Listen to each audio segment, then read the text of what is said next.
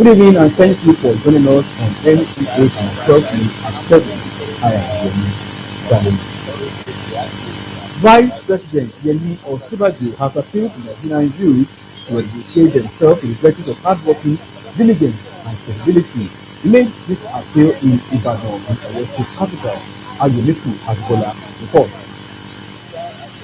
President who gave the convocation lecture urged Nigerian youth to look beyond university education and acquire skills that will help them to better advance their careers. He encouraged young graduates particularly to be diligent and take advantage of various international training platforms to improve their status. If you can be trusted, if people find you trustworthy, the class of degree you have will not matter. Everybody is looking for a trustworthy person to partner with or to employ as you step out into the world. Never be afraid to try. Never be afraid of failing. Every great success usually has some stories of many failures. Don't let the past tie you down. Your past is history. It's not your destiny. You will always be better tomorrow than you were today. Professor Osinbajo urged the graduate students and other in higher institutions across the country to be innovative to liberate the nation from dependency on developed nations of the world. In Ibadan, Ayomiko Ajibola, NTA News. The Federal High Court in Abuja has issued a restraining order stopping the federal government from the intended deduction of $418 million from the bank account of 32 state governments following a judgment there. Justice Ian Ekwo issued his order against the federal government following an ex parte application filed by two senior learning advocates, counsel to the 32 states, Jupin Osutepa and Ahmed Raji Osutepa, who led the legal team of the state, told the court that the state would be completely crippled if the federal government should go ahead to deduct the huge amount from the bank account of states.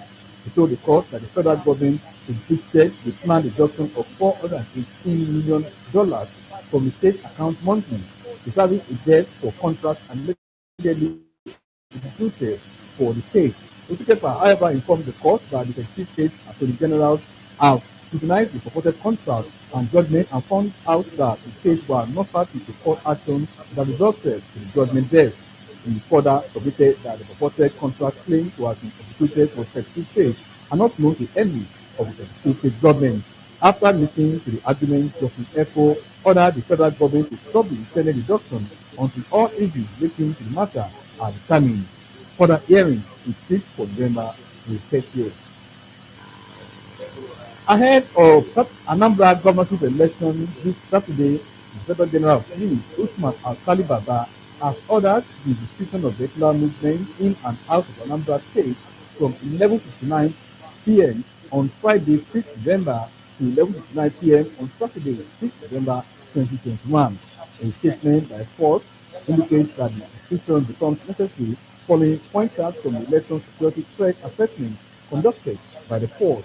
The IGP further notes that the measure will against security forces the same bit of the state to checkmate the movement of political thugs and cows, thereby preventing the free flow, circulation, and use of illicit arms and hard drugs throughout the election period.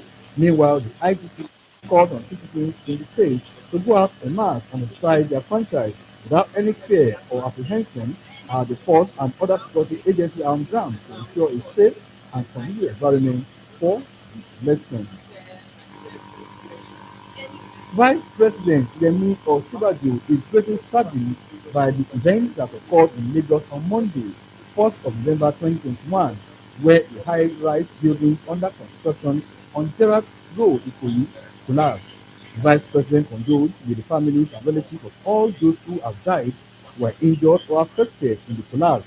He considered this painful loss of life a horrible tragedy.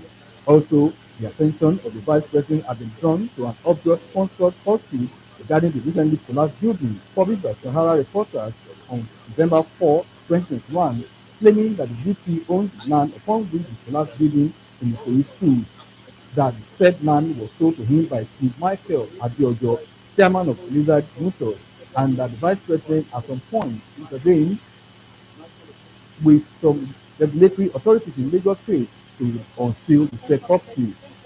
Now, Oluwakonde In a press release said the Vice President does not own and has never owned the said land and has also never been involved in any shape or form in development of this or any other land since he became the Vice President. The Senior Special Assistant to the President on Media and Publicity, Office of the Vice President, emphasized that at no time whatsoever did the Vice President buy any piece of land from Chief Michael Abiojo or intended or enter into any transaction for the sale of land or any other piece of land from Chief Abiojo or anyone. Akande stated further that all property and assets owned by the Vice President have been publicly declared. Ogun State Governor Dapo Abiodun has also commiserated with the families who have lost loved ones in 21-story building that collapsed in Lagos. In a statement by the Chief Press Secretary to the Governor, Kunle Somorin, Governor Abiodun shared the sad moment in the government and people of Lagos State and prayed God to heal all the wounded and ease the pain of the bereaved families.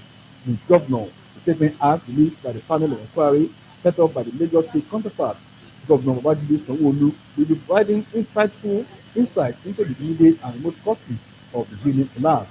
Governor Abiodun said efforts must be intensified to ensure that nothing is left undone to prevent future occurrence of such incidents like this. And in another development, the state governor Dapo Abiodun has appointed Dr. Nasiru Olatunde Aigoro as the new head of studies in the state. In the statement signed by the Secretary to the government of the state, Tokunbo Saladi, in Abeokuta, the state capital, the appointment was secured to the retirement of former head of study Alhaja Solomon Osi on the first day. According to the statement, Dr. Aigoro, medical doctor and bureaucrat, comes into his new position with impeccable pedigree and service record, and accomplished consultant orthopedic and trauma surgeon with further interest in arthroscopy and angioplasty. Is the 18th head of service since the creation of the state in 1978. Until his appointment, Aigoro was permanent secretary in the hospital's management board and joined the state public service as a consultant orthopedist in 1998. The appointment takes report. Motorists have been advised to install speed limit device in their vehicles and comply with safety precautions while on the highway to reduce road scamming. The Federal Road Safety Corps of the State Sector Commander Ahmed Umar stated this at the flag off of this year's Ember Month campaign in Mowe area of the command. Lukman, at the first of the course, to their event. The Lagos-Ibadan Expressway usually experiences increase in vehicular movement along the corridor, particularly during the festive period. This sometimes resulted in more cases of road crashes due to speeding, reckless driving, and violation of traffic rules and regulations. To reduce road carnage along the ever-busy highway, Ogun State Sector Commander FRC Ahmed Umar commended the Mowe unit of the command for enlightening motorists on the danger of route violation and disobedience to traffic rules and regulations. Umar warned that the command will start apprehending motorists who refuse to install speed limit device on their vehicles. We put in a lot of measures. Number one is we arrest drivers for speed violation through the use of speed detector. We have radar gun which we use to detect the speed of an oncoming vehicle. We also enforce regularly the installation of the speed limiting device. Stakeholders at the event included the Vice Chancellor, Christopher University, Professor Oyelano Olatunji, and other speakers advocate more aggressive measures at checkmating road crashes on the nation's highways. The union, that is the representative or the executive of the road union workers, the drivers and the operators of these motor parks, they should also be part of the law enforcement. They should also be part of it, because these are the guys who can talk to the drivers, and the drivers will obey them. FRSC Mowe Unit Commander Denja Abdullahi cautioned motorists against reckless driving, which he says accounted for 76 deaths of the 268 crashes recorded in the area this year, leaving 438 victims with various degrees of injuries.